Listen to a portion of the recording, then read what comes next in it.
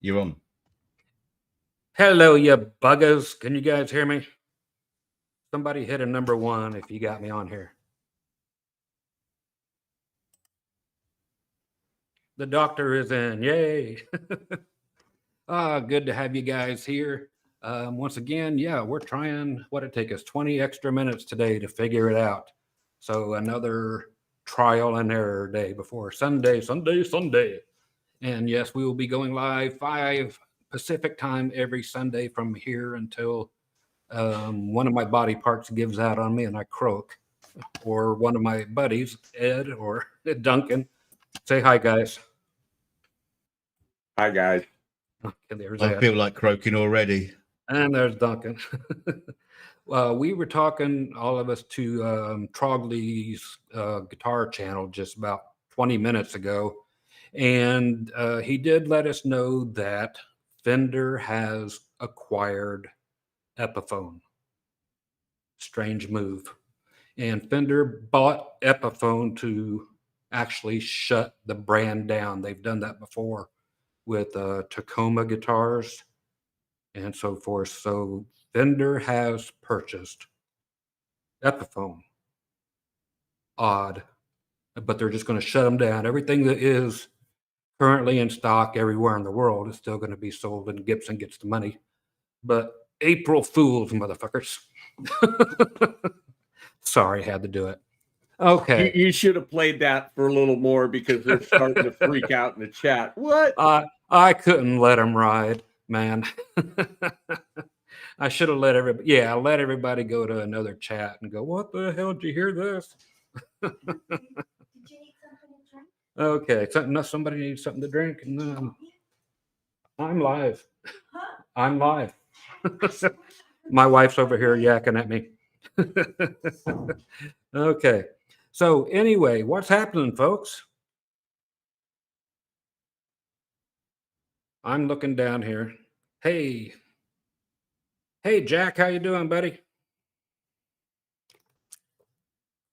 I won't tell you who Jack is. I'll just say, how's it going? Monkey. Okay, well, we got the OG of the Tonewood years. Yes, I am. Actually, you've got pretty much the whole crew except for Sir William Gelvin. He's not here. Actually, What is OG, Scott? The original gangsta. That would be me.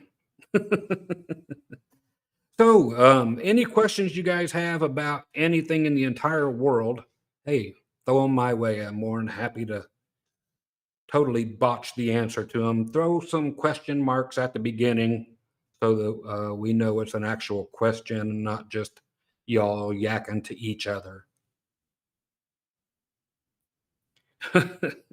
Busted Junk Studio says 524. What do you think about that one, Duncan? Yeah, sorry about that. A few technical problems and a few little slippy fingers from me, but we got there in the end. This is what all the practice is all about. Yeah, I've got a few testicle problems too I want to talk about today. Oh, you said technical. Never mind. Yeah. Two of your bollocks are bigger than the other two. Bronze Snake, what is the velocity of an unladen swallow? The velocity of the swallow is like this. We need to be specific. It has to be either an African or a European swallow, I'm afraid. Well, it's the Unladen from Unladia, isn't it? Ever had a Yamaha SGV or Samurai? I have had both of them, and the what is it? Is a ST 300 as well? It's kind of a Samurai guitar as well. The SGV, if I'm thinking correctly, that's where it was like a 2000. No, that's not the year.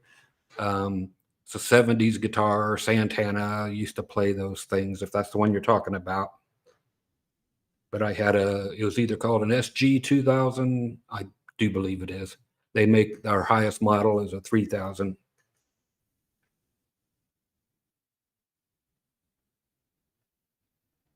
Oh, somebody's asking if I've been fishing. Oh man, there's no fishing around this desert. We have Lake Mead where there used to be stocked and you could go fishing, but no longer. It is down to about 1/4 of what it has ever been.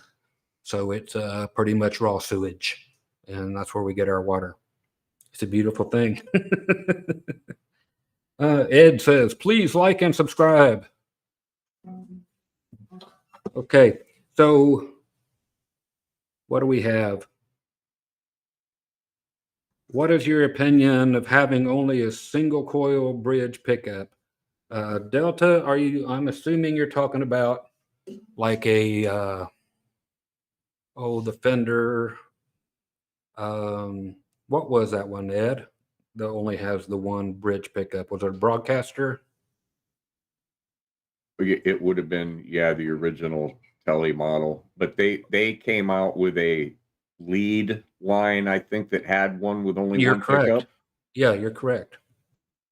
Now, you were talking about an Epiphone, oddly enough, that has one pickup in the bridge that you're looking at.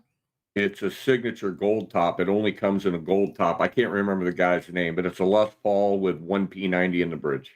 One tone, one volume. Honestly, yeah, that's all you need. If somebody's But actually Fender asking. bought Epiphone, so Yeah, Fender did buy Epiphone. So you guys make sure you pass that around just for shits and giggles today. Yeah, you can use that. Pretend it's your own. I'll let you. I did not did you copyright that. miss the question about your favorite model Ibanez and favorite model Peavey? Okay, easy enough. Well, no, it's not. I love the Roadstar guitars from 84 and before.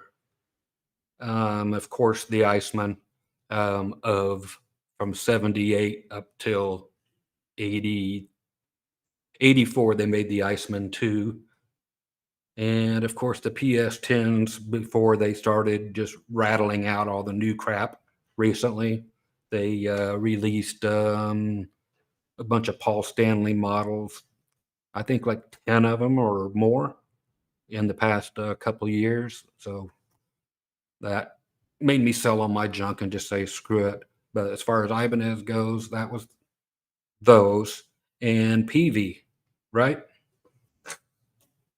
That would be this guy right here. Chicken Okay. pick that sucker, Scott. Yeah, this here's the USA Generation series. They're completely hollow. I've got a few of these puppies.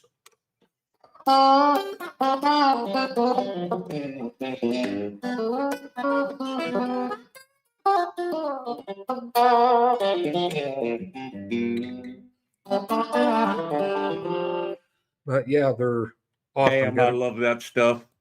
Got a few black ones like this that are transparent finish. They do still make Generation Series guitars, but they are, of course, the imports since Peavey screwed up and moved outside the USA. Could definitely say they just don't make them like they used to. What do you see, Ed? Let's see. Right underneath there. Are there any good noiseless single coils? Apparently, DiMarzio makes something that is supposed to be good. I've heard nothing but good about these Area 61s. That's the next thing I'm going to try out anyway. What about the lace? The lace stuff is pretty quiet. It's not noiseless. It's about, I'm going to give it a good 60 or 70% less noise than any other single coils that I've tried. So nothing in there to make it actually humbucking in any sort of way, but it's going to be nearly impossible. I think Fender keeps trying and trying and trying to do the noiseless thing. And each year, nobody gives a crap about those pickups. They yank them out and toss something else in there. Usually something noisy. Yeah, usually something noisy. Anthony's asking, have you tried the Music Man St. Vincent? It's amazing. I have seen it many times, haven't got to try it yet. If you say it's good, I don't doubt that a bit. I've seen it quite a few times and watched it a lot here on YouTube, of course. It definitely looks better than that new flipping Gibson. What is that thing? What do they call that? That new Gibson piece of crap. I saw it and I can't remember. Somebody's going to let me know in a second. It's I was so disinterested that I forgot to remember. Is it Debbie? Yeah, it's something like Debbie. Oh, it's going to hit me. No, it's not. I mentioned it actually a couple of days ago. Okay, Quick Pump. I like that name. Quick Pump. Says he has the Area 61 DiMarzio's in his bridge. He digs it. So if I was to, talking to Quick Pump again, just want you to answer. What do you think that would be like if I was to use that pickup in all three positions? I was thinking about actually not mixing up, with the 58 and the other blah, blah, blah, but just stick it everywhere. Clive.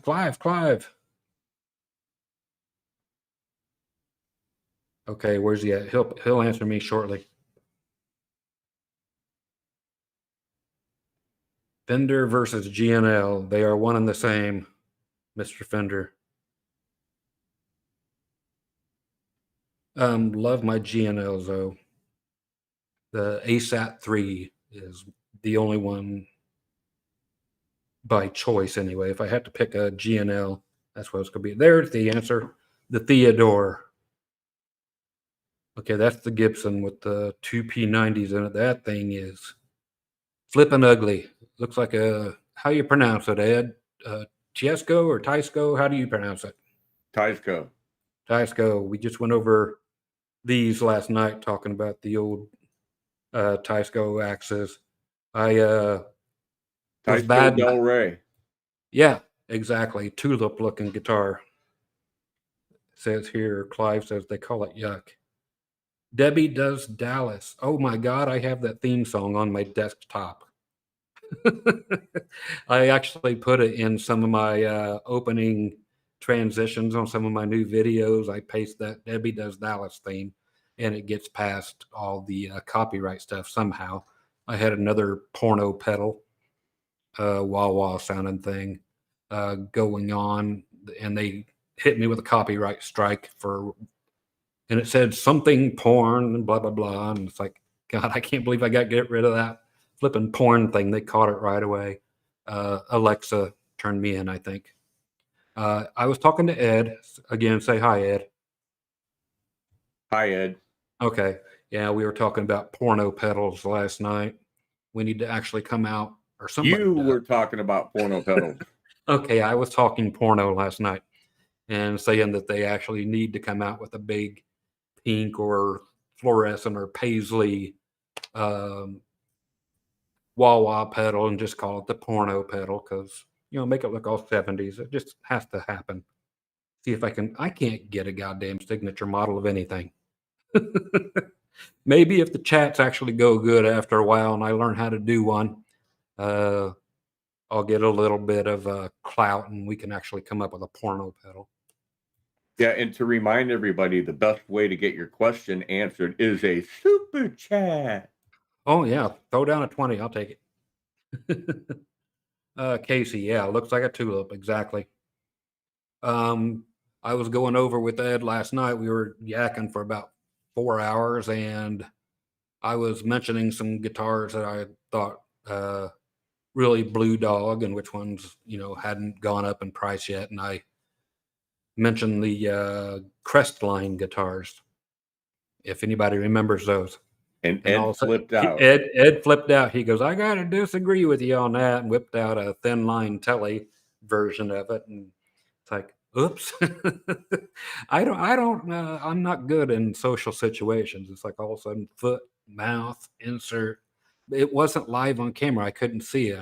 I saw Ed and a few of his other guitars, but he had that one hid. So yeah, I was dogging his shit. Okay, I'm reading. Ooh, Joey's talking about his G&L L1000. Yeah, I bet you wish you had that one back. Okay, Anthony's asking, Dr. Groovy, how do I pick up chicks after the gig? Oh, that's easy. You go trolling for the big ones. Drugs. Drugs, yeah, you got to slip them some. Well, I've got some here. Anyway, but yeah, no fentanyl.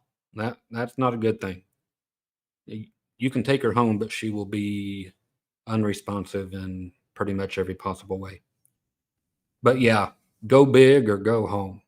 And I can't say that I haven't. Hey Scott, what is the best guitar ever? It's behind me. Let's see, it's right there. That's actually my second best guitar ever. The first best guitar ever is that Paisley Strat right there. But yeah, I had this white Iceman looking thing custom made for me, and good God. But other than that, other than my guitars, what's the best guitar ever? Another one of mine right there. That's the best guitar ever. I'm going to have to stick with either, of course, a Strat or a Telly with a third pickup stuck in the middle. So like a Nashville Telly. Something about somebody was asking about the guitars with the single pickup in the bridge, what I thought about them. Yeah, the Telly can get away with that. You can stay on that pickup all night long. And I'm going to say it, you can actually use the volume and tone control and get pretty much any sound in the world you need for rock, for country, for any flipping thing. You don't need anything more. You don't need pedals or anything. And I'm going to say this too. You don't hear Dr. Groovy say it, but yeah, throw it in a nice small tube amp like a deluxe. And that's probably the perfect situation for a lot of gigs like I personally would to go that route. E.T. Speaking of pink, what about shell pink? Love it.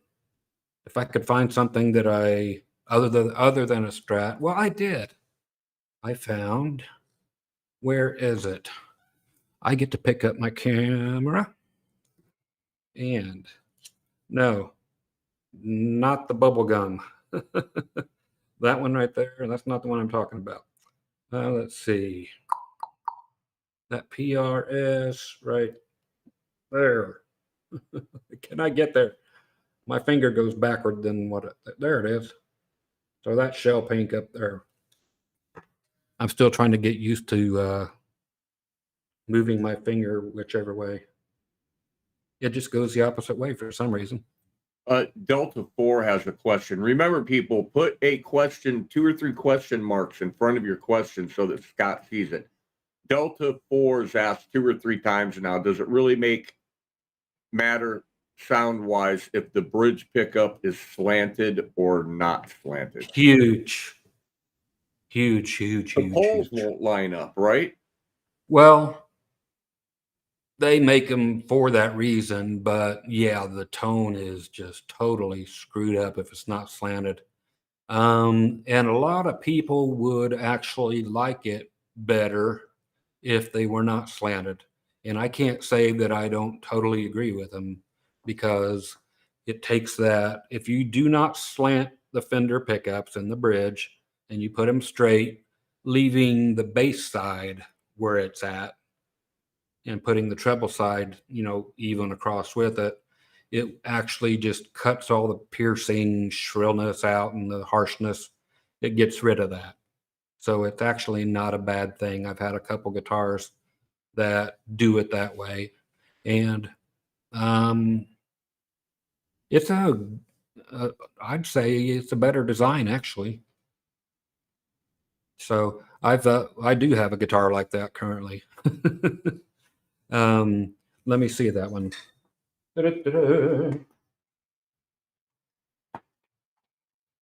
Excuse my ass.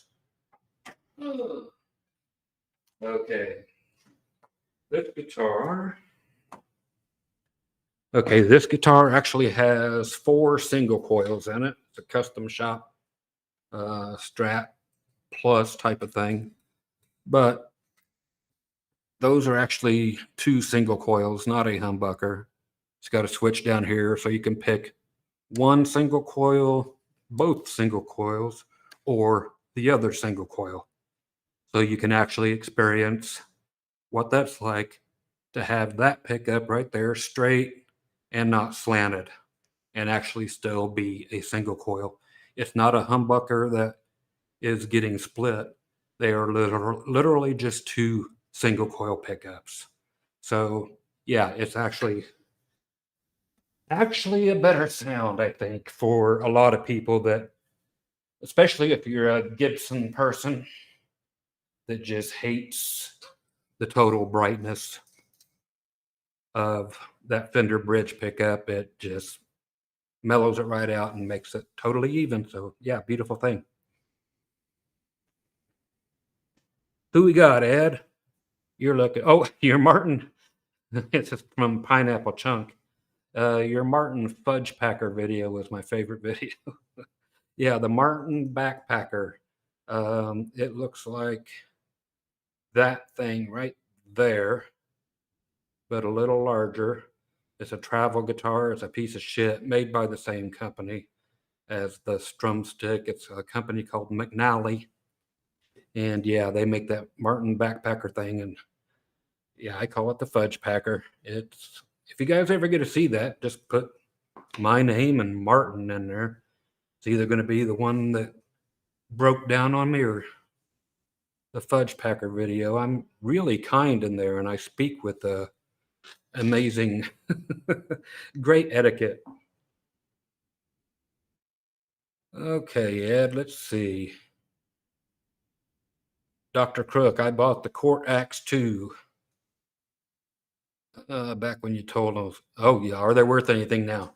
Yes, they have gone through the roof. Well, not through the roof. They're about $1,500 now.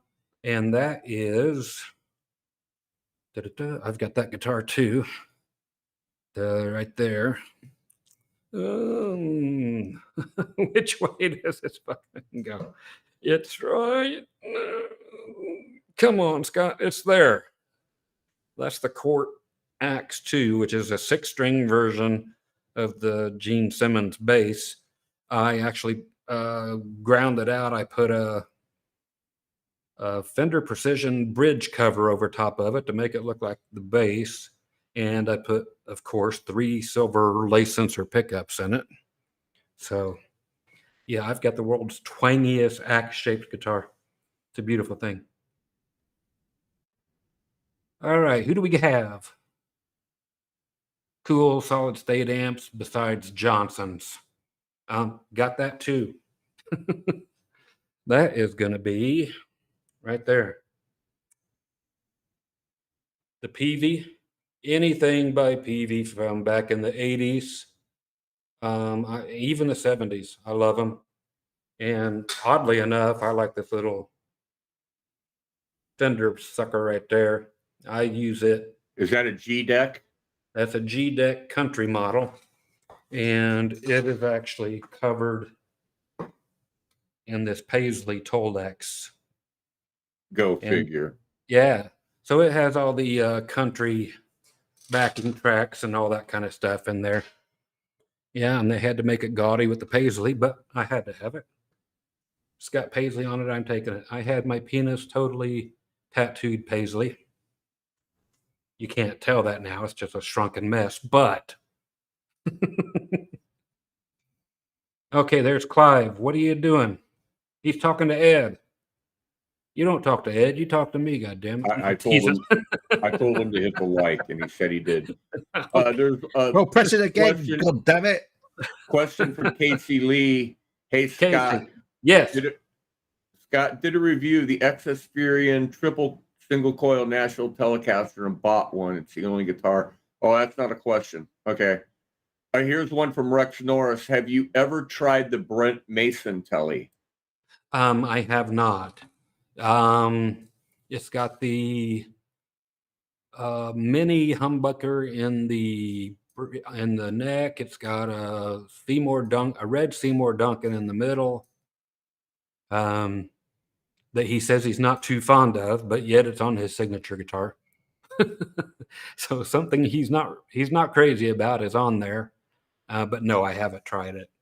I know it's got at least a 4-way switch in there from what I understand. I haven't played it to definitely know for sure, but that's what I hear. But if it's Brent Mason, I can't say that, man. I get stuck saying that.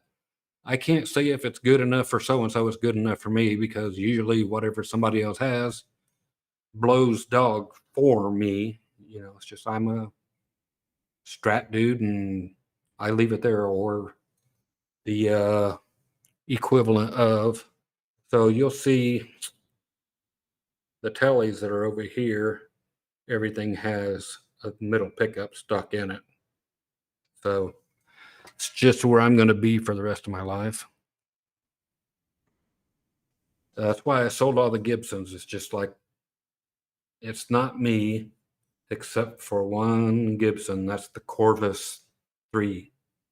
Now that is a guitar that has the pickup by the bridge. They're all single coils, 3 single coils, and its pickup by the bridge is straight across. It is not slanted, and it's an amazing sounding guitar.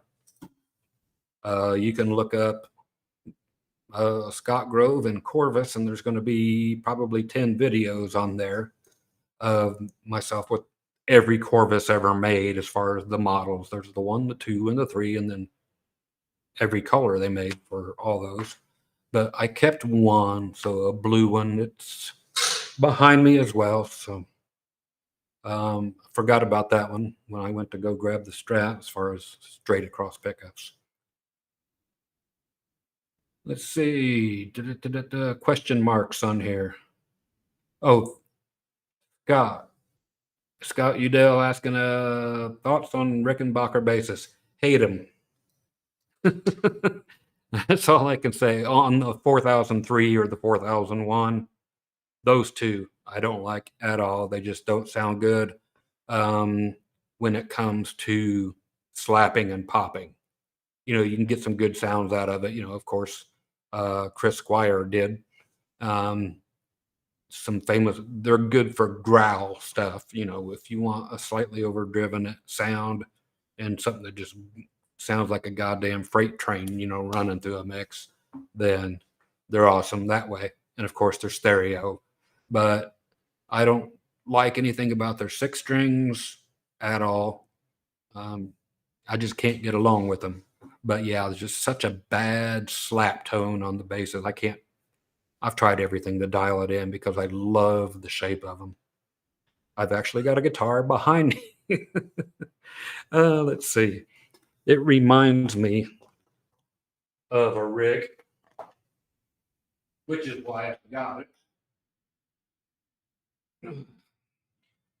It's almost like an Iceland meets a Rick.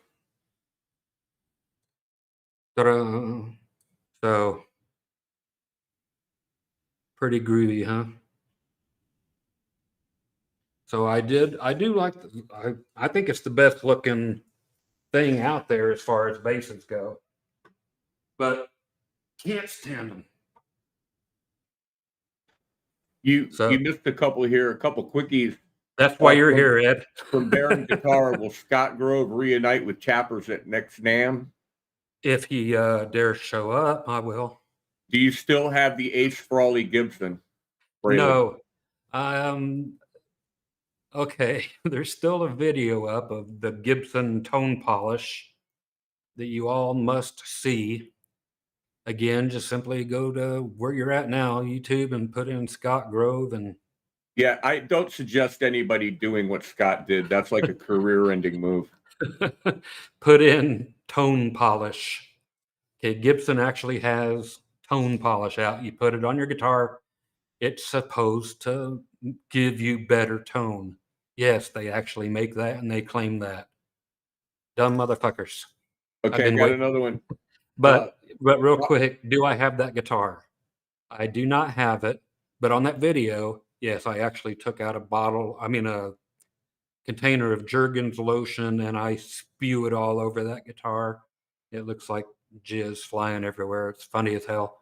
And I've got another video where I smeared oatmeal all over the headstock. And this is a $10,000 guitar, and stuck it under the sink to wash it off. And when I sold the guitar, I sold it for 10 grand as well. And when I shipped it, the headstock broke. And luckily enough, the person who received it was all good with it. Go figure, they said they had bought another one as well. They were going to get the neck just simply fixed, and they were taking them both to an Ace Frehley concert to have them signed. But yeah, they didn't want any money back or anything. They said, okay, 10 grand, broken or not, don't give a shit. So yeah, it's gone. What you got, Ed? Thoughts on flat wound strings for electric guitar? I'm thinking about trying some on my Tele. I've got an opinion on this, but I'll let you give yours because I bet it's the same one. Never. That's my opinion. Yeah. Unless you're playing jazz on a big old, I know it's stereotypical, but unless you're on a big old hollow body jazz guitar, I would say never to use flat wounds for any reason in the world, unless you're a jazz player, I guess. All right, Prawn Snake's been asking this. Which Yamaha SG do you recommend? The 2000. I mean, you can't have that twang at all with flat wounds. If you want to, you can't get that with flat wounds. It's just going to go. Okay, is that the way you feel about it, Med? Yeah, I would never. I remember them from when I was a little kid, and I hated it. Okay.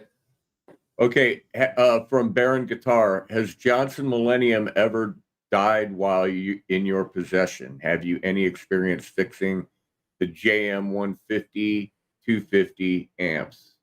Never had a problem with any Johnson amp whatsoever. Never had a problem with anything about them, except for they do get really scratchy pots, and it's like you turn a knob up, you're trying to turn the treble up, and it's all digital readout for those who don't know. It's the amp up there on top.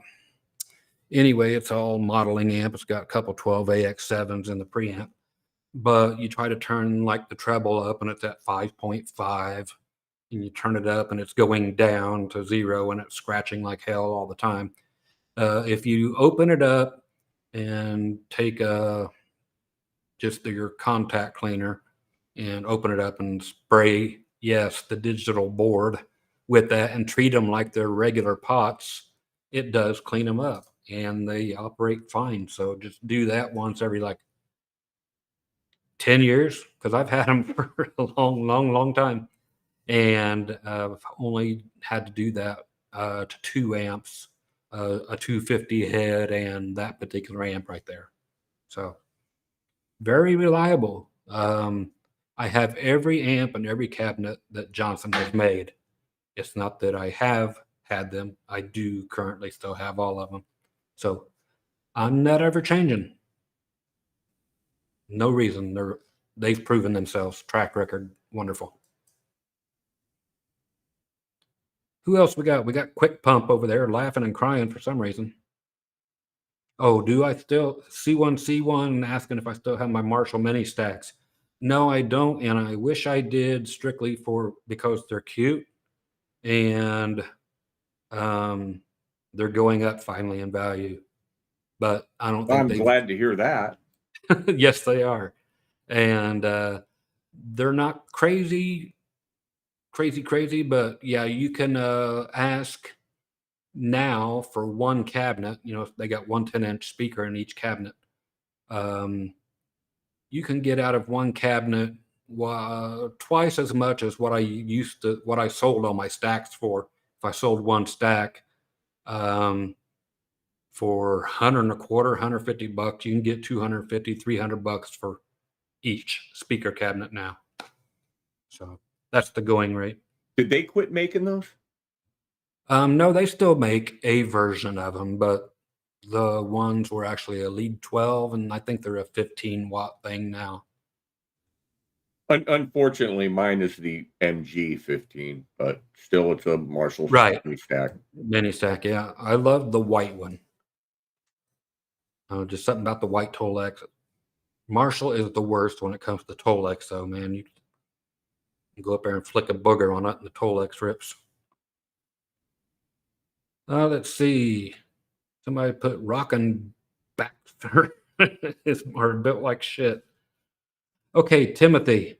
It says that's a rad guitar. I'm not sure which one, who he's talking to. Something says like crumbled up wallpaper. Tell me what the hell you're talking about. I'm trying to. Oh, he's talking about flat wounds, blah blah blah. I think the crumpled up wallpaper is referring to your penis. Yeah, you're bouncing. Yeah, let's talk about my dick all day. Yeah, Quick Pump's all up for that. That sounds like a name for a gas station, don't it? Welcome to Click Pump. Anthony Davila asks, Dr. Groovy, ever thought about doing a Kickstarter for your own guitar company that makes guitars out of carbon fiber and cool materials that weather won't F up? I have not, but it's a good idea. I don't know how many people around the flipping globe would be interested in that. So many guitar companies that do the carbon fiber tend to go under. But Rain Song is still doing well. Somebody informed me that the prices went up on this Black Ice model. When I had mine custom made with a different neck than what they currently use, and I had to pay only $2,500 for it. And now they're like $3,100 with a gig bag, brand new. It's like, so there's a company called Emerald. They make carbon fiber stuff, but I want to do, there is a new company that has a carbon fiber body on their electrics, but a flipping wooden fingerboard on them, maple fingerboard. So you can have a warped out fingerboard and stuff, just all the reasons that you want to get away from wood. But I would love to do, yeah, just carbon fiber everything, do the body like these. And I know some people do them usually like that looking thing.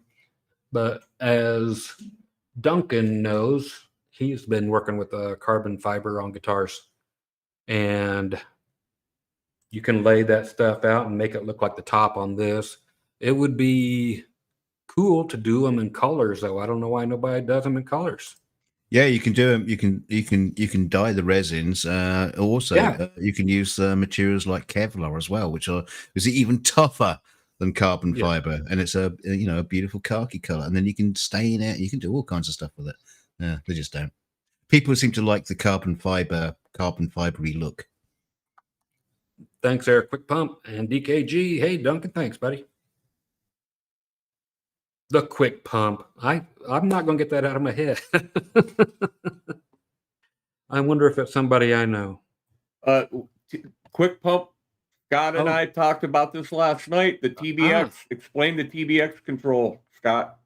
And you get to help explain your end that you know. Thoughts on the TBX. I love it because, again, they go from 0 to 5 and have an indent for those listening that aren't him.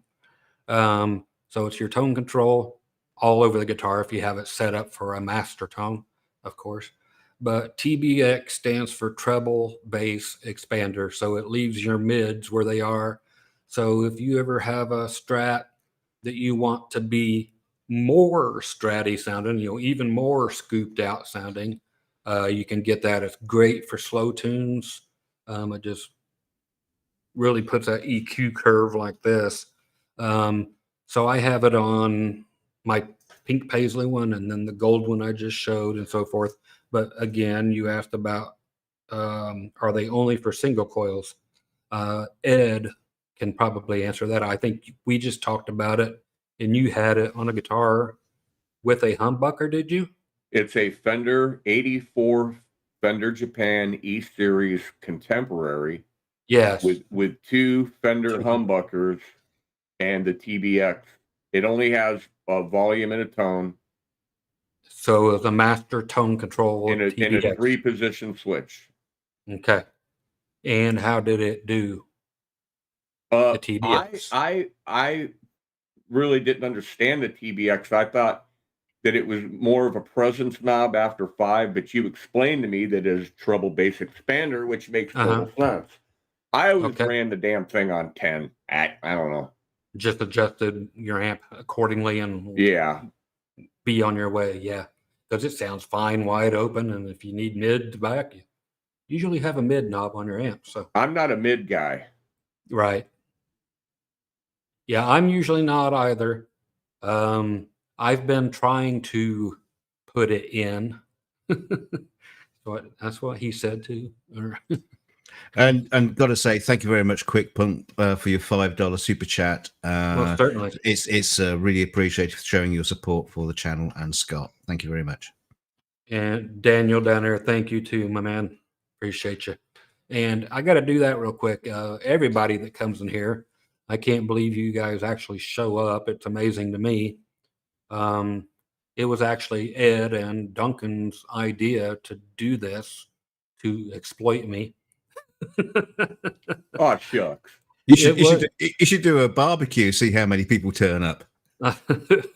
Yeah, it was not my idea, not my thought of even ever going live to do anything. So the fact that anybody even wants to show up for any of this stuff blows my mind. And I would love for you guys, because I'm just here. I'm just the face of this whole flipping thing and the foul mouth of it, because I'm not teaching a lesson. So I'm going to talk however the hell I want on the live strip or live chats.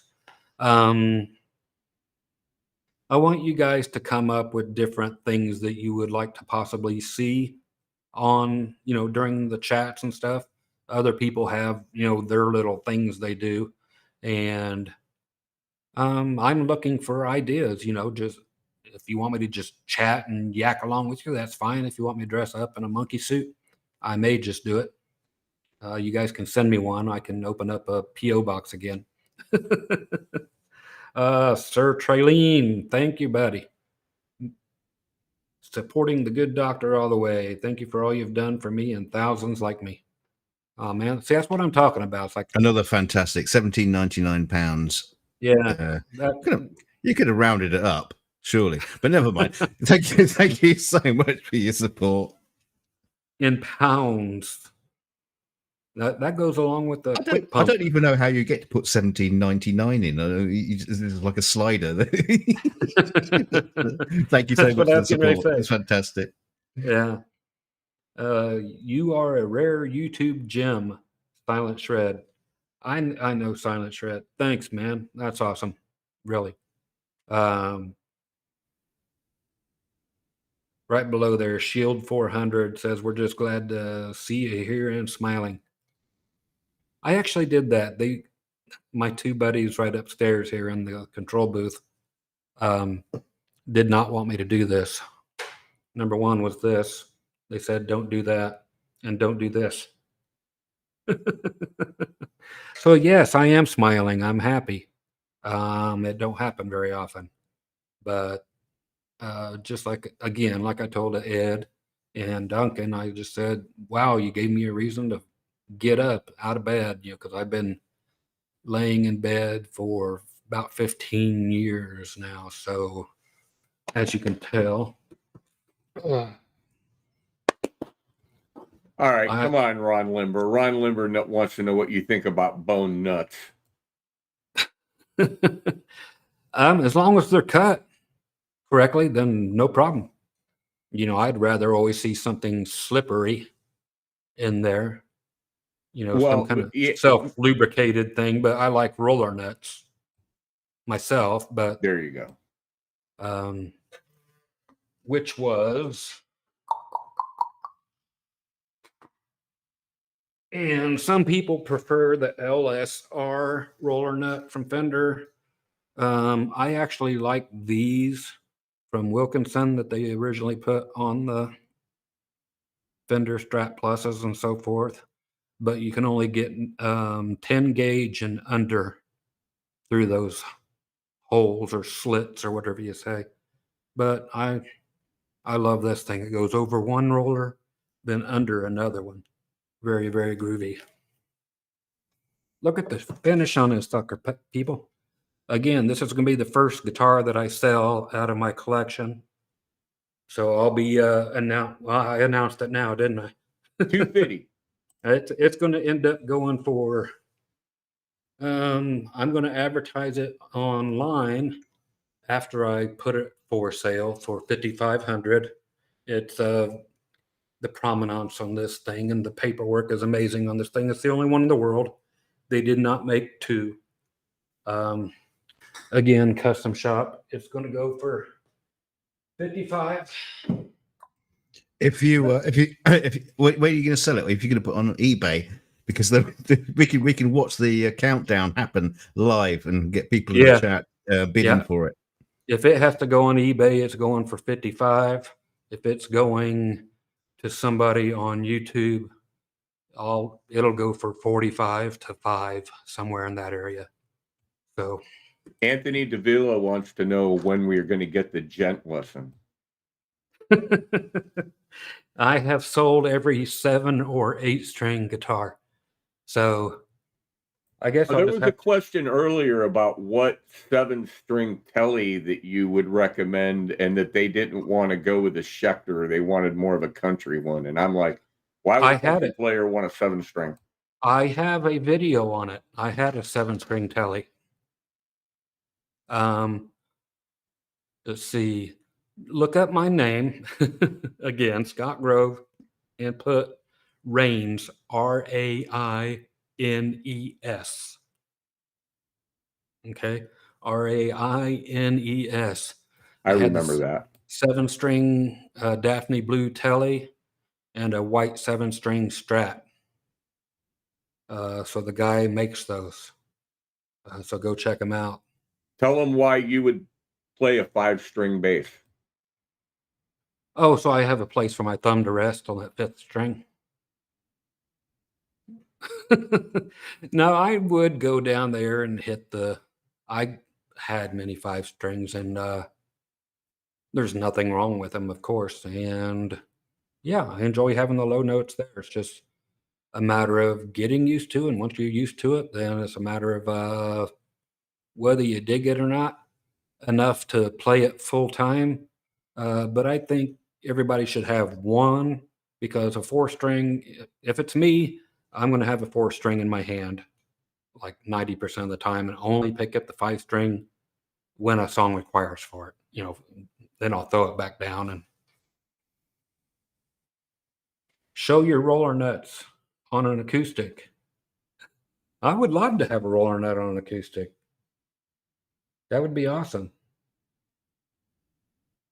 I have one, especially a Fender solid body acoustic, that I could put one on, but I don't want to ruin the value of the guitar, because the last one I sold for like $2,500 for that thing. I know everybody's like, it's called a Santa Rosa. Very cool, but it's got a neck that would remind you of a typical electric guitar, and I would love to stick an LSR on that thing. I might just do it just because I don't care about collectability much anymore, which is why you see the guitars that you do see. I got out of that phase. What do you see, Ed? I haven't been looking at the chats. Ever test drive the Spark amp? No. I see Positive grid Spark. I've seen Philip McKnight talk about the Spark, and I've seen the captain over at Anderton's talking about it too, and all favorable of it. And again, I don't live anywhere that has a music store, and the closest one to me is an hour and a half away. And that's in a guitar center, and I just would rather go to a mom and pop shop. I have an opinion on that, and this is from experience. Okay. It's a great little studio bedroom modeling thing and maybe recording. But the other guitar player that was playing in our band got the Positive Grid Spark amp, and he brought it to practice, and I drowned him out with a 5-watt stage right amp and electronic drums, and he was nowhere to be heard in a live setting without sticking a microphone on it, which we were like, we're not doing that at practice. You need to bring something we can hear and not stand there and complain that we're too loud because I'm playing through 5 watts. Wow. But it had a lot of fancy stuff. Okay, so that means apparently I cannot bring my amplifier till when I get to play with you, Ed. He's grabbing a honey tone, I bet you. Let's see. Well, that's not a Roland. What is that? It's called an Echo Max. I got it free from one of those people that want me to peddle their product for them. Well, there you go. You just did. But is it great? No. They are out of China, and they sent me that thing, and they want me to do videos of me comparing that amplifier to all of the other amplifiers I own, side by side. They don't want you to work hard. They don't want you to work hard. Oh, no, not at all. But, I would make a video that I would post live that would show every single amp, no matter what I have, even the little Fender 25R. I've even got some Esteban amps, and those blow it out of the water. So maybe I should actually do a video of every amp I have blowing that little sumbitch out of the water and post it. That's what they're asking for. Why not be the first guy that actually halfway tells the fucking truth? Then they'll want you to send it back. Yeah, on a product review. You've got all the cookie cutter channels that lie to you about if a product is any good or not, just so they can keep the damn thing.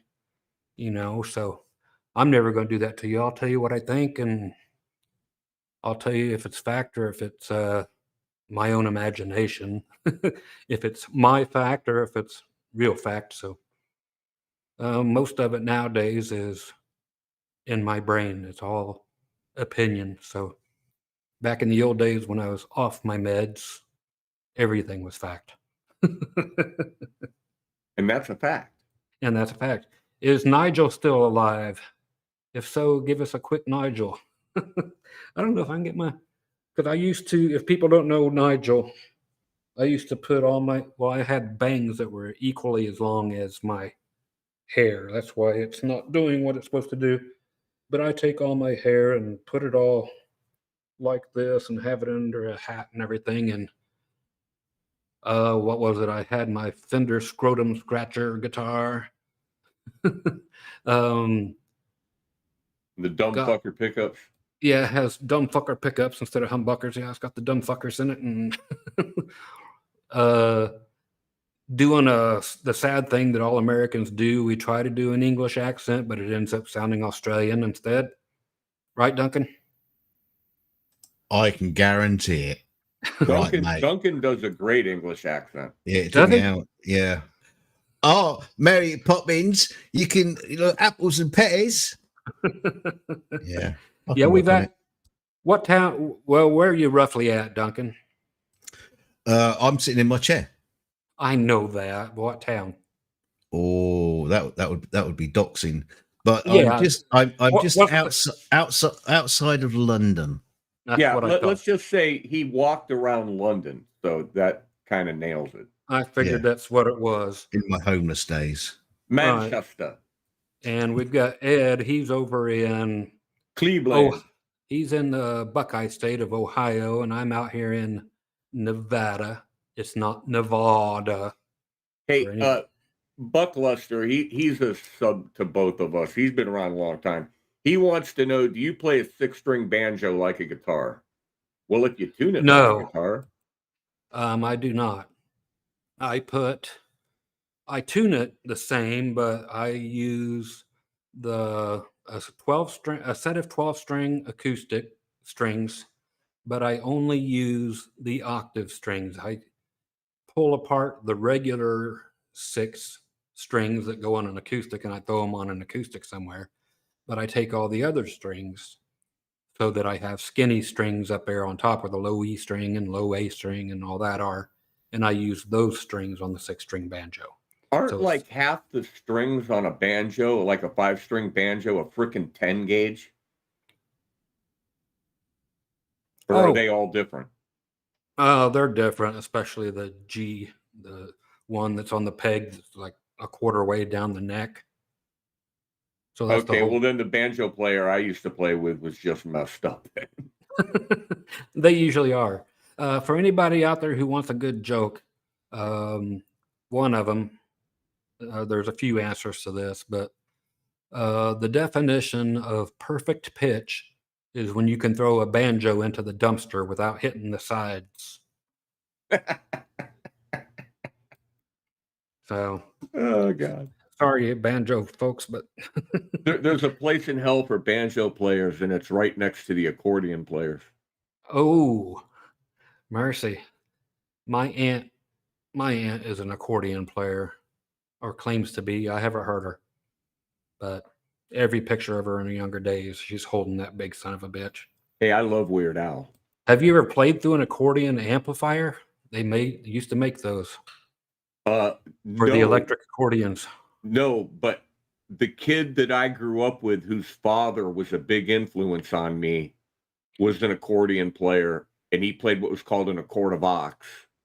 Oh, and really? He played it through an amp. Christopher, thank you, buddy.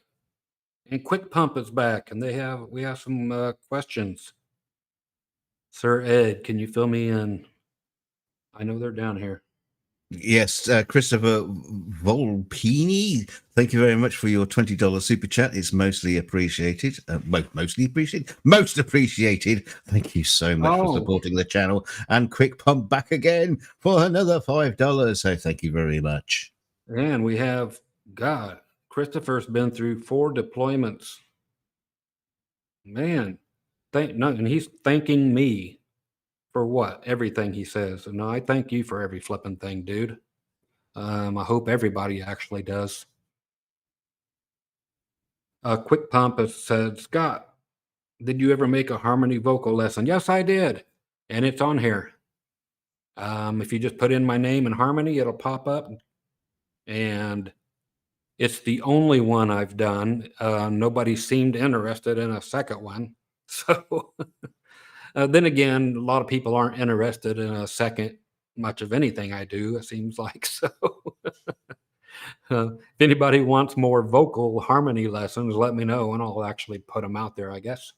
Oh, that Willie Nelson video I watched today, you sang Angel Too Close to the Ground pretty well. Yes, I did do that, didn't I? For those who don't know what the hell he's talking about, again, Ed and Duncan and I have been talking to each other quite a bit over the past week or two, and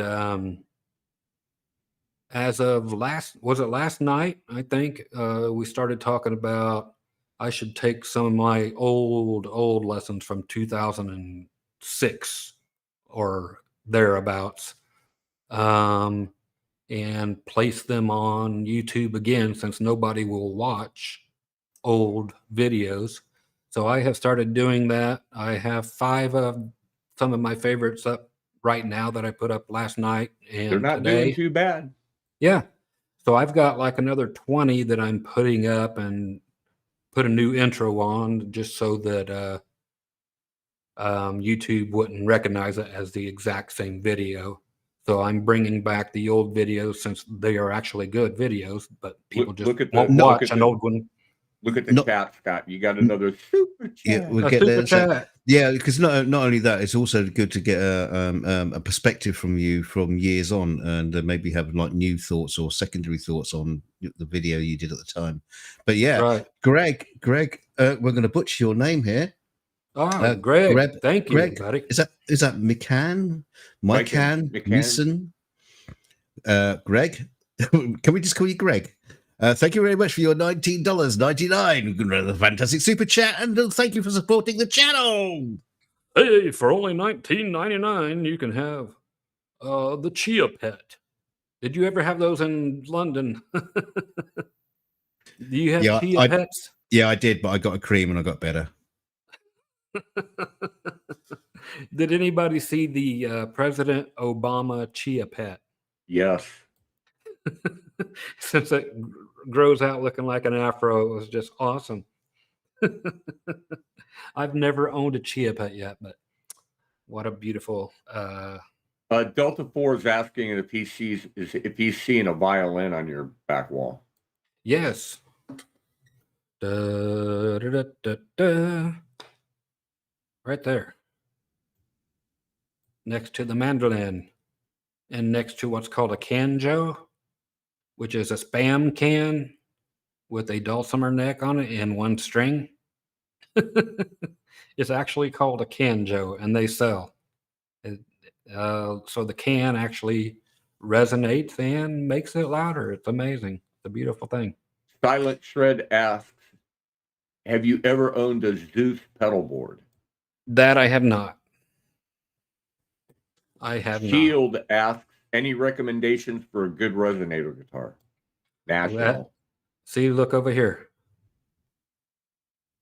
Ta-da.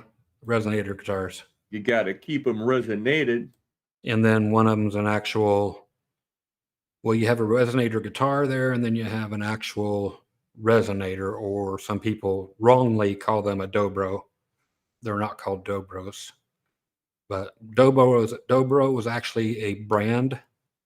And it's wood. It's when Epiphone owned a brand called Dobro, and it said Dobro on the headstock. So resonators are not called dobros. They're not supposed to be an interchangeable term. But as far as resonator guitars, let's see. And who do you like? You like National?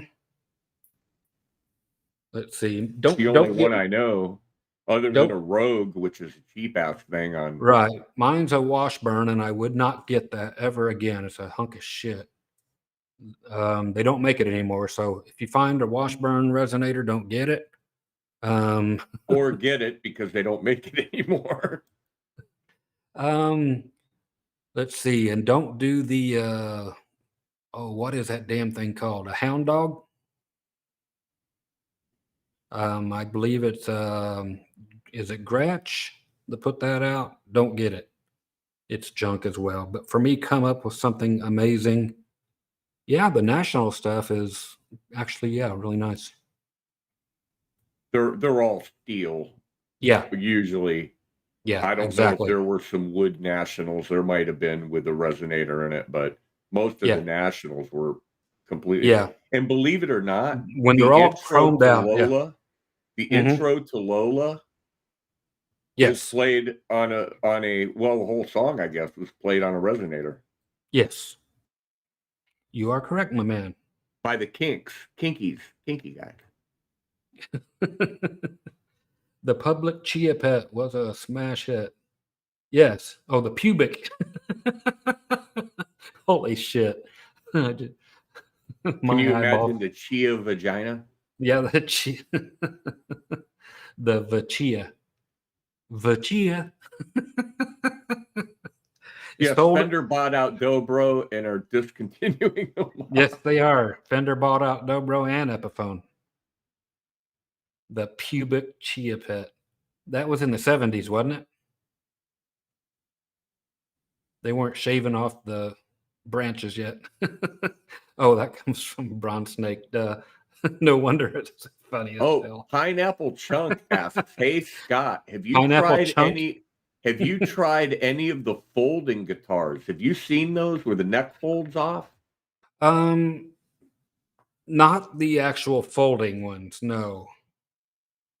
I had the The one where the neck came Close. off and you put it in the Yeah. bag? Exactly. Close, KLOS. Had those where they travel like that, and yeah, the neck comes off and it goes in a side pocket on there, and the I saw, strings actually stay on the guitar yeah, I saw a girl a couple as they summers do it. ago play in a bluegrass band, play a stand-up, a double bass that the neck That folds came up. off, and then she had to put it together to get up and play.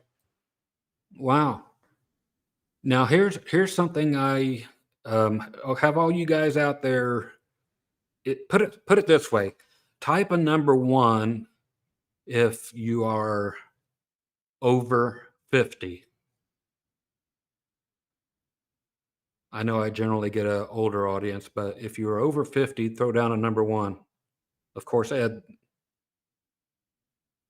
Jack, Duncan. Okay. Over 50. Over 50. Okay, so you guys remember then the boom boxes that had detachable speakers, right? So you could actually put them on the sides and then they just kind of flipped in and they stuck, so it's like boom and they snap in place. I think this is my brilliant idea. You get keyboard players that want to play their 88 key stage pianos, but everything, you can't fit them in a damn case and in your car. So I think you should have a case that's half the size. Actually put the keyboard together, like next to each other like this, clunk, and they actually snap together. You could you could use a MIDI cable to connect side A to side B or whatever, but via the same type of thing, people could actually have a case where you put half of the keyboard in the bottom of the case and half the keyboard into the lid of it, and a I'm piece actually of foam between surprised. them and close it. I'm actually surprised that's not out there, because with today's technology, that should be pretty easy to accomplish. I have written to every keyboard company there is trying to get that made, and nobody has even written me back, let alone done it. So go figure. But it's nice to have folks that are older in the chat. Seems like a lot of kids are doing these things, and I'm not impressed. Everybody gets the exact same guitar. They do this, they do that. I know a lot of people want me to do reviews on guitars. But again, every review I've ever done has been a guitar that I personally owned. Nobody sent them to me. So if I saw a thing tonight, what'd you which see?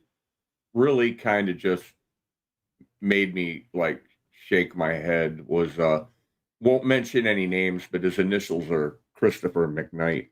Uh-huh.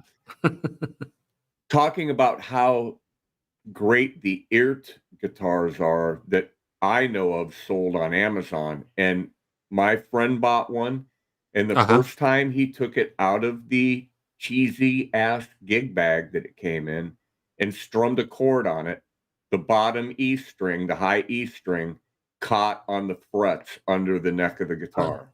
And I said, "Hey, that's nice, boy. You I talk bet you're talk glad about you some bought sprout. that." Yeah, talk about some fret sprout. It was a lifted fret. Oh, really? Yes. And the thing he talked about was how nice the fretwork was on them. Oh, of course. Let's see. Greg is 47. Bronze Snake starting. He's back with scratch and sniffs. I saw somebody here. We got 45-year-old, 41. Somebody was 30. Oh, Timothy was 35 when he started watching my videos back in the mid-20s.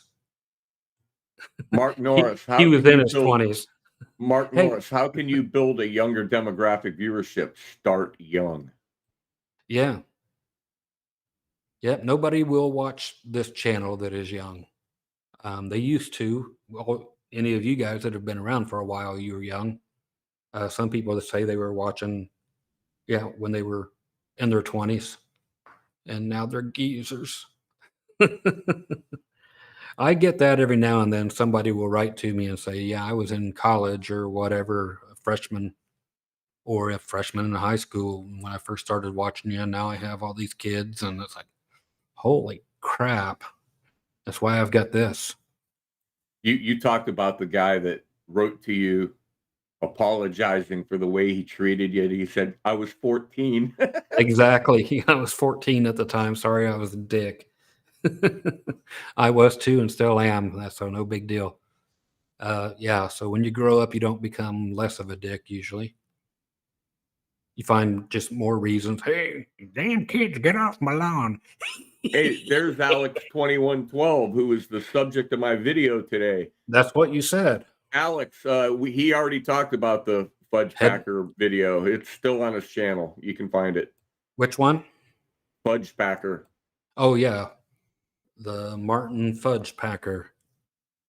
Yeah, it's still up. Somebody was asking also about wanting me to upload a video that is actually on. If you want to go look it up, it's for TIT, which is the Tambourine Institute of Technology.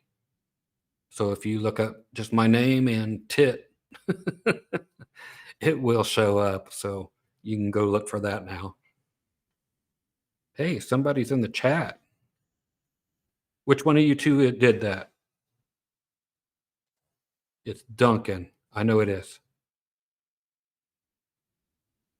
In Facebook. It's got to be. It's just in my ear. I don't know if it came across. Scott, have you ever played a Chapman stick? If it's got the name Chapman in it, no.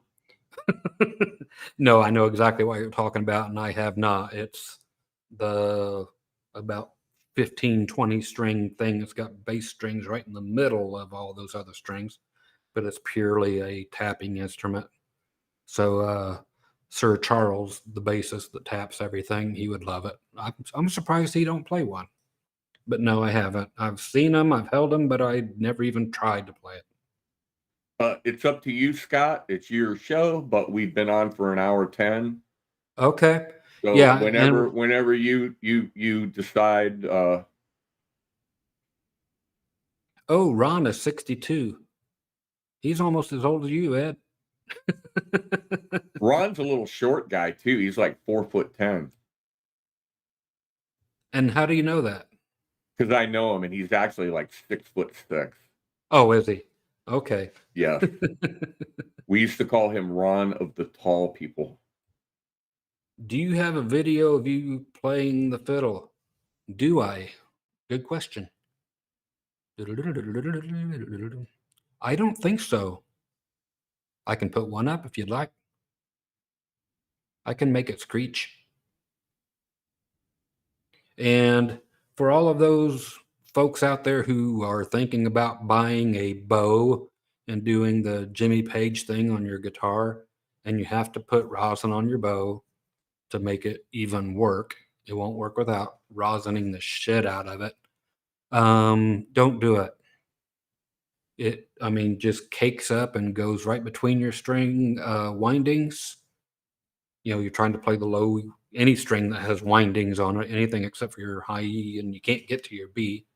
But it leaves a bunch of that rosin all caked up between the windings of your strings, and they sound like flat wounds in a matter of seconds. As soon as you put that bow against there, you can't get the crap out.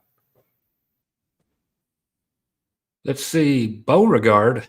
Somebody's asking if I like Beauregard guitars. I don't know of them. I will have to look that up. Quick pump, I'm 62, and I look every day of it. Oh, did he ask you a question?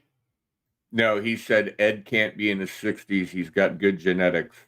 That's smoke and mirrors, dude. That's camera trickery. Oh yeah, the Gittler guitars. Timothy's asking about those. They said they look like aliens and would play them. Yeah, they're actually awesome guitars. If nobody's ever seen one, Well, thank you, Ed. you can see one because they used one in one of the episodes of Star Wars Boba Fett series. Because Really? yeah, well, I know it kind of like really pissed me off. It's just so lack of imagination that not many people have seen the Gittler guitar, but they Right. used it because it was just like it's cheap. Futuristic looking. It's futuristic looking, but in Star Wars they've never been like stringed instruments or anything like that. So they just lazily like dragged on a Gittler guitar and used it. And I was kind of pissed off. Really? Yeah, because they're always a horn band. Yeah. Ed Reamer donates $10. Hey, feels like I've known you for 40 years from watching your videos. Oh, thanks, man. That is awesome of you.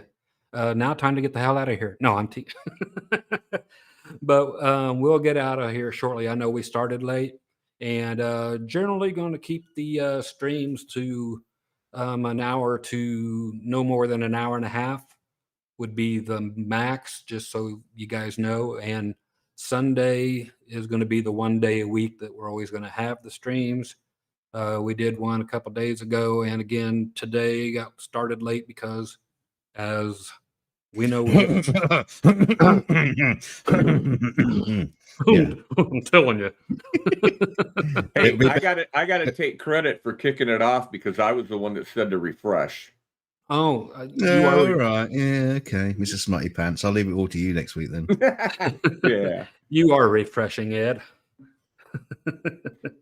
Who is it asked the question here that I've got to address? Anthony Davila, ever heard of the Trump guitars? I think they went bankrupt. Which ones? Did you Drop say the mic? Did you say Trump? Yes. Oh, somebody's asking about Guild. Just question mark after Guild. Love their, I think they call it D35 acoustics. They're right, of course, a Martin copy. Amazing guitars. Had one when I was a pup. But then I had some Guild, of course, 3 single coil pickup guitars that were just wild as hell shaped. I can't remember what the hell the model is. Usually I can remember every model of everything I've had, but that one is skipping me. But somebody in Twisted Sister used the same model, but theirs had the humbuckers, but mine had the 3 single coils. And it was an awesome guitar. I like Guild pretty much all the way around from the early 90s on back are the only ones I know about, though. I don't know anything about what they've created since. So you're not going to believe this question, Scott. Okay, lay one on me. Can you play Angels Flying Too Close to the Ground? I guess they didn't catch your I've got today. my classical guitar behind me. Let's see. If you've not have fallen, I would not have found you. Angel flying too close to the ground. And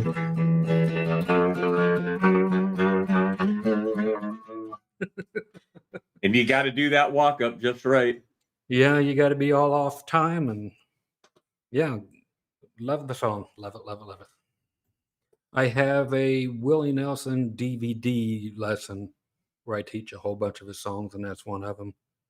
Got a whole lot of artist lessons on my website at groovymusiclessons.com, but all of them are country artists except for CCR. So if you ever want any of that type of thing, go check it out. Everything from Buck Owens to Alan Jackson or George Strait. That's about the last time I liked country music, was those two guys, and since then, I can't do it. I got to ask you a question because I have a microphone. Oh, okay. What do you think of? And I'm a big fan. What do you think of Toby Keith? Honestly, I'm gonna have to. You're not gonna like me. I'll still like you. It's okay. Okay. Let me just say, I have 4 words, and I'll leave it at that. The Dixie Chicks rule. Okay. That's why, if you ever go listen to their version of the national anthem, do it. All of you. Anybody in here, go listen to the Chicks, as they're called now. They can't use the word Dixie, or they chose not to. Go listen to their version of the national anthem, and holy Jesus, if you think Whitney Houston can hold a candle to that, you're wrong. What do you think of Dwight Yoakam? He's a strange son of a bitch. Well, Pete, yeah. Pete Anderson, his guitar player, love him. Oh yeah, yeah. Dwight's a squirrely looking son of a bitch. I like him better as an actor than I do as a singer. So, but I do have lessons on him just because I like Pete Anderson. So on my website, I do have Dwight Yoakam lessons as well, but I don't teach you Dwight. Well, I do teach Dwight's part. I teach the acoustic rhythm parts plus the electric lead parts. So Yeah, didn't you do get everything? Fast as You? Yes. Yeah, okay. Yeah, it is. I'm not using the electric for some reason behind me, but yeah, sounds so much like Pretty Woman that he should have got sued, but that's why Well, I heard a everybody. radio DJ today try to say that the Whip It Devo lick was top Yeah. from Pretty Woman, and I'm like, that's a stretch. Let's see. I don't remember Whip It, but let's see.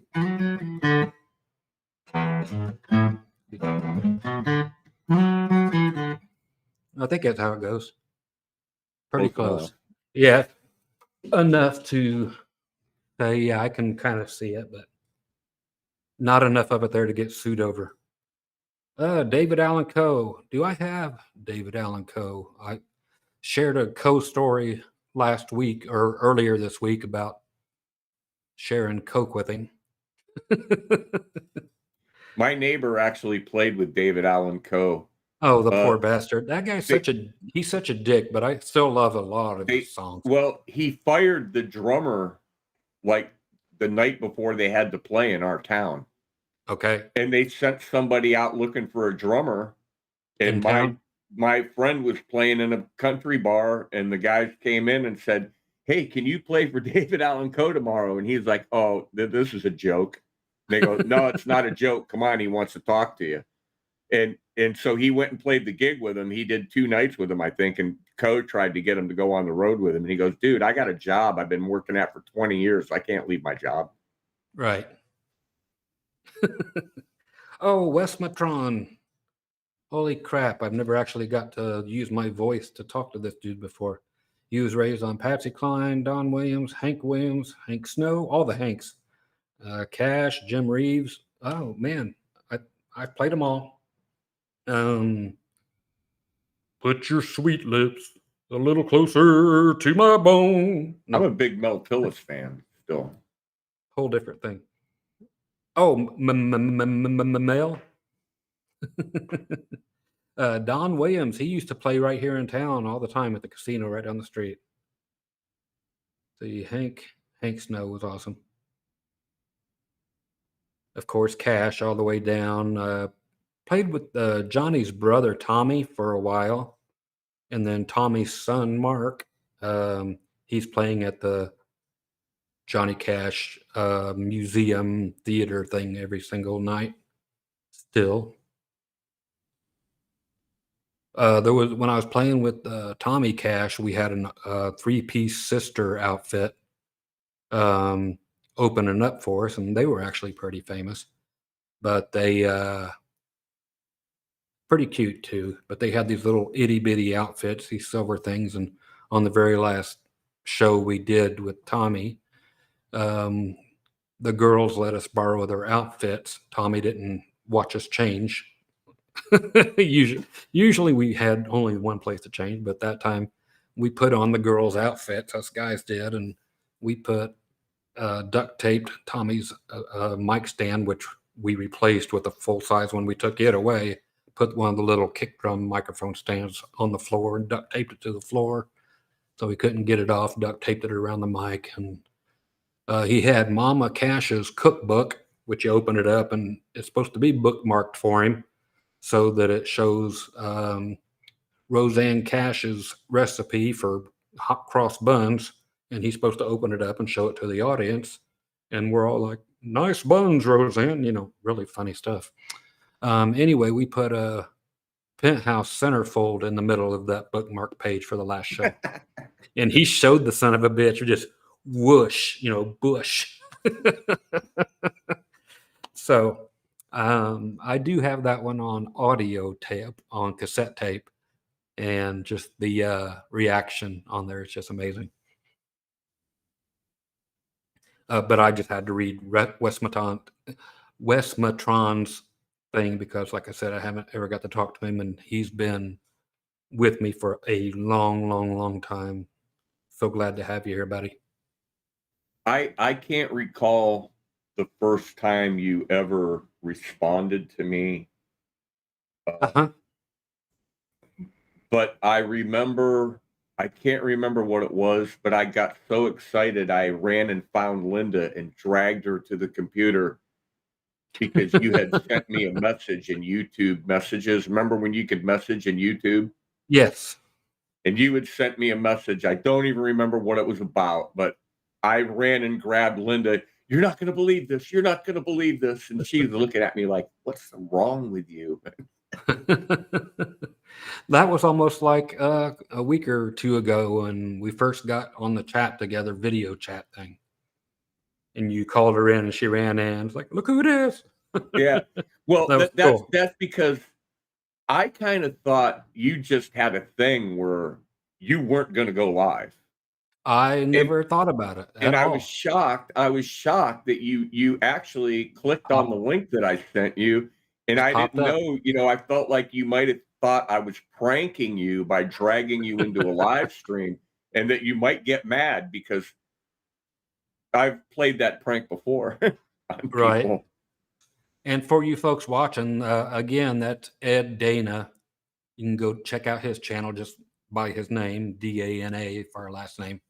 And Duncan, who is being quiet at the moment, is I'm just doing my job at DKG Custom. Both their links will be below as soon as we're done with the stream. You can go check out their channels and see what the hell's up. We had ET says tried to donate, could not process, and Ed will know what's up with that. Send cash he in an doesn't have envelope. any money in his account or credit. No money in the account. It came up non-sufficient funds, bro. I don't know.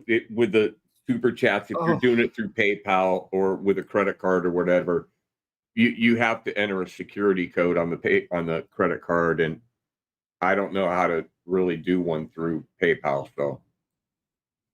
Oh, there's my Westmatron buddy. He said, "Yeah, bro, stayed up till nearly 3 a.m. to catch you live." That is awesome. You must be over on Duncan's time. What time is it, Duncan? It's just coming up to it's 2:49 and the traffic is fine and the weather is dark. And yeah, thanks, Duncan, for staying up so flipping late over there across the pond. Well, how long have we been going, Duncan? Oh, let me check the what I do is I scroll back to. I'm actually looking back to when we actually went live, got on, as opposed to when we got past the technical. It's been about it's an hour and a half. Hour and a half. Robert McFarland says Don Rich was the man. Yeah, he was with Buck Owens. And like I said, I got a Buck Owens thing, and I teach all the Don Rich stuff. Randy Travis, poor guy. I don't know if that's a hard one to get to, but there is a guitar. I got to figure out how to move them. I got to practice with this thing. Right there's a silver sparkle Telecaster in the very, very back, right next to the axe. And it's got like a Waylon Jennings leather pickguard thing on it, but it's actually like a Don Rich Telly. How do you play such tiny guitars with such a big finger? I enjoy that big finger, trust me. I think a lot of people have in the past. Of course they have. Let's see, we got a question here from Aaron. I saw the question marks. Again, if you want to ask a question, which I'm not going to get to too many more because we do have to eat. Come on, Ed, it's your job. This is the only reason you're here. Come on, what's the question? I'm looking Aaron. I'm looking at Aaron Stanfield. Says, have you ever had to address a fight in the crowd or have anyone been escorted out? Oh, dude, you'd be surprised. I've usually been in the middle of the fight. People get really weird when you address their wife or their girlfriend. Like, okay, honey, we're going to do this one for you. You know, just as simple as that. And then they actually throw a very heavy glass right at your forehead and bust you open, and then it's on. So you've been Will Smithed. Oh, I've been Will Smith in quite a few times. It's not the musician's fault that the girl flashed her boobies at you.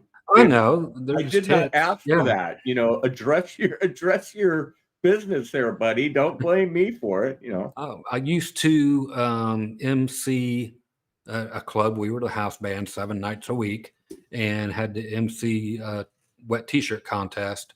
And that place did not care. I'll bring it up. It's called the Lakeview Supper Club over back in Indianapolis. It's still there. And the girls would get 100% naked and rolling around on the stage. And it looked like a Mazzola, fight. And, it just smelled like tuna tacos everywhere. I want to hear a recording of some Will Smith going, "Take my wife's titties out of your mouth, motherfucker." Takes my wife's titties out your mouth. Oh, holy shit. That's beautiful. We were doing a dinner set, which happened on the weekends at that same club. I'm still talking to the guy who asked me about this. And a guy was sitting on the very front row where they brought tables out onto the dance floor all the way up to the stage, and you just play a bunch of instrumental jazzish sounding stuff for the first set. But a guy was sitting there with another woman, and the wife came in. She picked up his fork, stuck it right in the jugular. The jugular. And the dude just bled out right there all over the stage. It was a beautiful thing. He was asking if anybody got escorted out and so forth. It's like, plenty escorted out, and I've been escorted out, but to be killed with a fork right in front of you, that's a beautiful thing. I just had to one up his question. Jeez. Okay, I have you guys. Bron Snake, good night, buddy. I see you saying good night, good night, good night. And let's see. Do you guys, my friends upstairs in the booth, do you have any other questions that are showing up that you would like me to address? Nope, not at the moment. Okay. Somebody's talking about, Will Smith. It's amazing that thing ended up being the most popular thing at the show. Nobody else cares about who won jack shit. Well, at least it reminded us that there was an Oscars going on. Right. Yeah, nobody gives a shit about the Oscars anyway. They haven't for a decade now. So anyway, to everybody that is in here, I honestly can't thank you enough for showing up for whatever reason you show up, for liking me for whatever the hell reason you do. I don't get it, never have, but I love it. I love my friends up in the booth. And thank you, everybody who's actually turned up and showed up and watched the show and listened to this gibbering on going for hours and hours and hours, and putting up with the technical difficulties. And thank you so much for all your support and all your super chats and everything. It's so appreciated. You cannot believe it. Thank you very much. And Ed, you want to say anything? You want to say good night? No, just it's a pleasure to work with you guys, especially Scott. You know, I feel privileged that you suck, I got Dunk, to be the especially little guy. Scott. And Yeah. Thanks, Ed. Thanks, Ed. And Ed, and we'll leave it to Scott. Good night, everybody. Okay, as a goodbye thing, I want everybody to know that when we come back on Sundays, and it will only be on Sundays at 5 p.m. Coming up on Sunday, I have made a list to go along with a series that I had out years ago about what guitars are still affordable that you can actually still pick up, and they're going to go up in value again, just like they did last time. I said the USA Peavey shit's going to go up, or needs to, and then it went through the flipping roof. But I have a whole new list for you of stuff that is actually good that you can still get at a good price, and it's going to go up as soon as it pops out there. And a whole list of stuff that is total shit, and stay away from it because it's never going anywhere. So I'm going to read all that stuff out to anybody who cares about such a thing on Sunday. That'll be in there somewhere. So somewhere. And with any luck, you might already own something that is on Scott's good list. And with any luck, you may own something that I'm getting ready to sell too. So again, thanks to everybody. You guys are awesome. And thanks to all you folks who have donated as well. That's always appreciated very much. And I'm going to put my happy ass up on a stool and eat some yummy food. You guys stay groovy, as I never say, but I always am groovy. And take care, and catch you in 2 days, I hope. Later on. Bye-bye.